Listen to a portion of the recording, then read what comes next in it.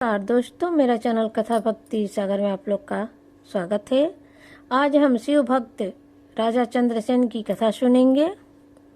उज्जैन में चंद्रसेन नामक एक महान राजा थे जो संपूर्ण शास्त्रों के ज्ञाता थे, शिव भक्त और जितेंद्रिय थे। शिव के पार्षदों में प्रधान तथा सर्वलोक वंदनीय मणिभद्र जी राजा चंद्रसेन के सखा हो गए थे।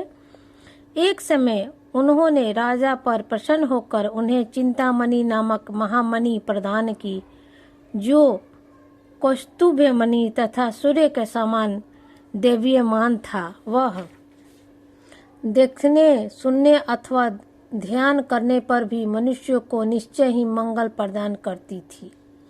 भगवान शिव के आश्रित रहने वाले राजा चंद्रसेन उस चिंतामणि को कंठ में धारण करके जब सिंहासन पर बैठते तब देवताओं में सूर्य नारायण की भांति उनकी शोभा होती थी।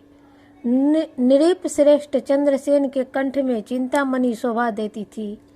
यह सुनकर समस्त राजा के मन में उस मणि के प्रति लोभ की मात्रा बढ़ गई थी और वे क्षुब्ध रहने लगे।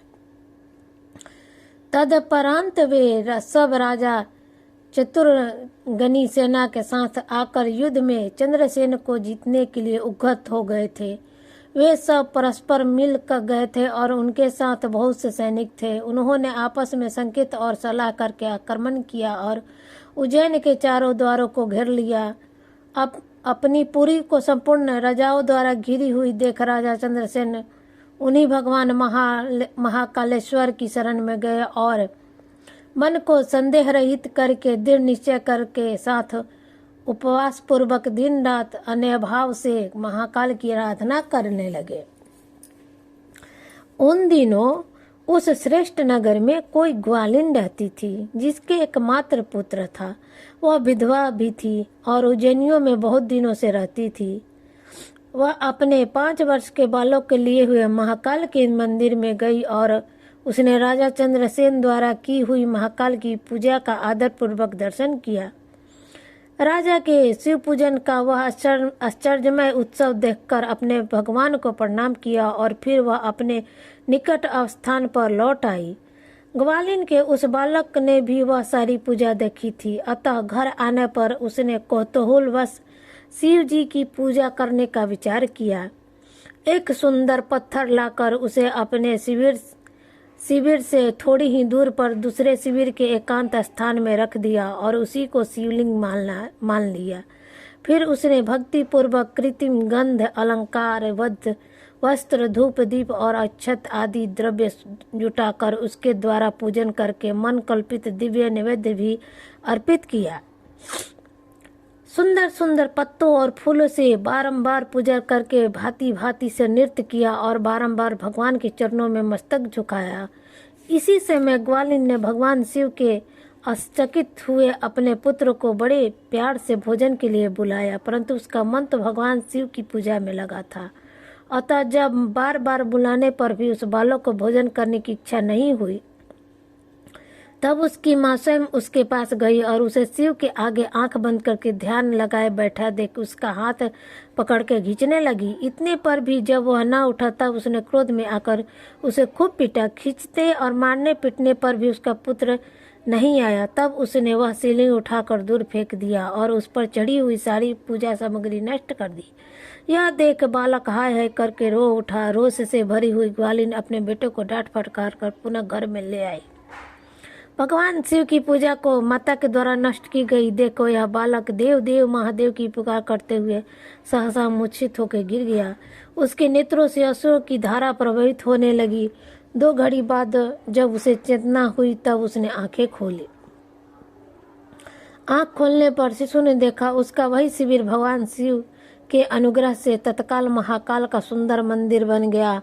मणियों के चमकीले खंभे उसकी शोभा बढ़ा रही थी। वहां भी भूमि अस्फरमणि से जड़ दी गई थी।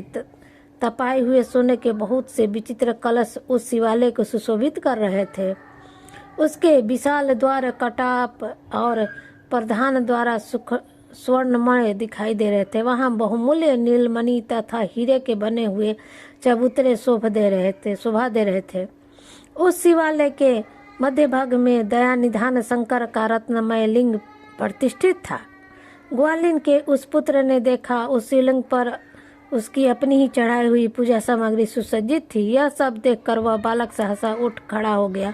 उसे मन ही मन बड़ा आश्चर्य हुआ। वह परमानंद के समुद्र में निग्न सा हो गया। तदुपरांत भगवान शिव की स्तुति करके उसने बारंबार उनके चरणों में मस्तक झुकाया और सूर्यास्त होने के पश्चात वह गोप बालक शिवालय से बाहर निकला। बाहर आकर उसने अपने शिविर को देखा। वह इंद्र भवन के समान शोभा पा रहा था।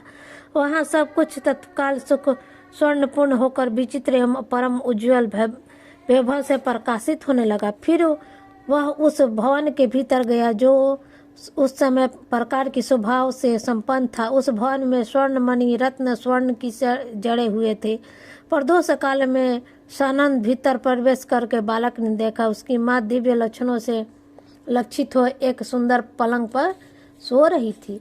रत्नमय अलंकार से उसके सभी अंग उद्दीत हो रहे थे। वह साक्षात देवांगना के समान दिखाई देती थी। मुख से भील हुए उस बालक ने अपनी माता को बड़े वेग से उठाया। वह भगवान शिव की कृपा पात्र हो चुका। ग्वालिन ने उठकर देखा सब कुछ अपूर्व सा हो गया था। उसने महान आनंद में निमग्न हो अपने बेटे को छाती से लगा लिया। पुत्र के मुख से गिरजापति के कृपा प्रसाद का वह सारा वृत्तांत सुनकर ग्वालिन ने राजा को सूचना दी, जो निरंतर भगवान शिव के भजन में लगे रहते थे। राजा अपना नियम पूरा करके रात में सहसा वहां आए और ग्वालिन के पुत्र का वह प्रभाव जो शंकर जी को संतुष्ट करने वाला था देखा। मंत्रियों और पुरोहितों सहित राजा चंद्रसेन जब वह सब कुछ देख परमानंद के समुद्र में डूब गए और नेत्रों से प्रेम के आंसू बहने लगे तथा प्रसन्नता पूर्वक शिव के नाम का कीर्तन करते हुए उन्होंने उस बालक को हृदय से लगा लिया। उस समय वहां बड़ा भारी उत्सव होने लगा। सब लोग आनंद विभोर होकर महेश्वर के नाम और यश का कीर्ति करने लगे। इस प्रकार शिव का यह अद्भुत महत्व देखने से पूर्ववासियों को बड़ा हर्ष हुआ और इसकी चर्चा वह रात दिन हड़छड़ करने लगे।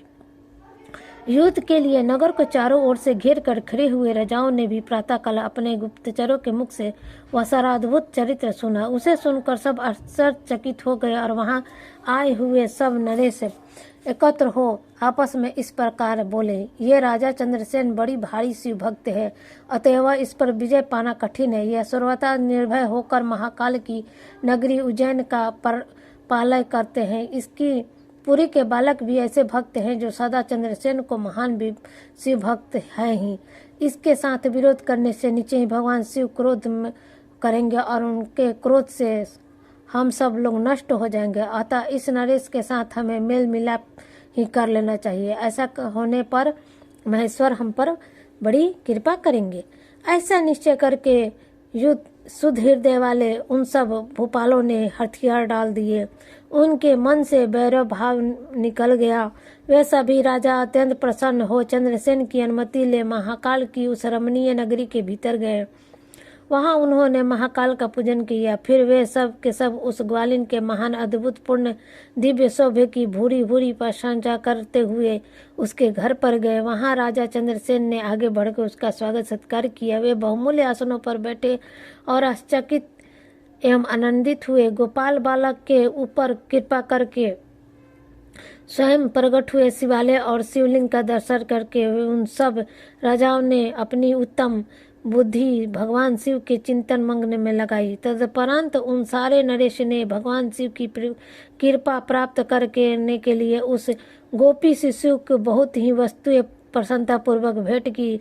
संपूर्ण जनपदों में जो बहुसंख्यक गोप रहते थे उन सब का राजा उन्होंने उसी बालक को बना दिया।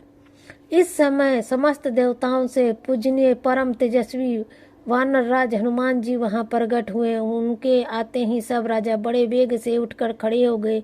उन सब ने भक्ति भाव से विनम्र होकर उन्हें मस्तक झुकाया। राजाओं से पूजित हो वानर राज हनुमान उन सब के बीच में बैठे और उस गोपाल बालक के हृदय से लगाकर उस नरेश की ओर देखते हुए बोले, राजाओं तुम सब लोग तथा दूसरे देवधारी भी मेरी बात सुनो। इससे तुम लोगों का भला होगा। भगवान शिव के सिवा देवधारियों के लिए दूसरी कोई गति नहीं है। यह बड़े सौभाग्य की बात है कि इस गोप बालक ने शिव की पूजा का दर्शन करके उसे प्रेरणा ली है। बिना मंत्र के ही शिव पूजा करके इन्होंने पा लिया है। गोप वंश कीर्ति बढ़ाने वाला यह बालक भगवान शंकर का श्रेष्ठ भक्त है। उन लोगों में संपूर्ण भोग का उपयोग करके अंत में यह मोक्ष प्राप्त कर लेगा। इसकी वंश परंपरा के अंतर्गत 8वीं पीढ़ी में महायशवी नंद उत्पन्न होंगे, जिसके यहाँ साक्षात भगवान नारायण उसके पुत्र रूप से प्रकट हो श्री कृष्ण नाम से प्रसिद्ध होंगे।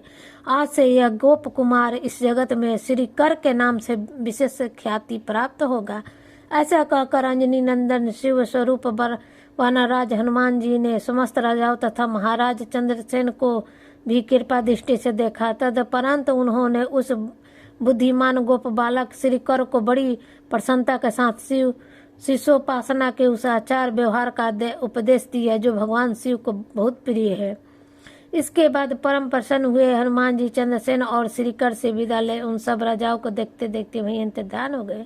वे सब राजा हर्ष से भरकर सम्मानित हो रहा महाराज चंद्रसेन की आज्ञा ले लेके अपने नगर को लौट आए।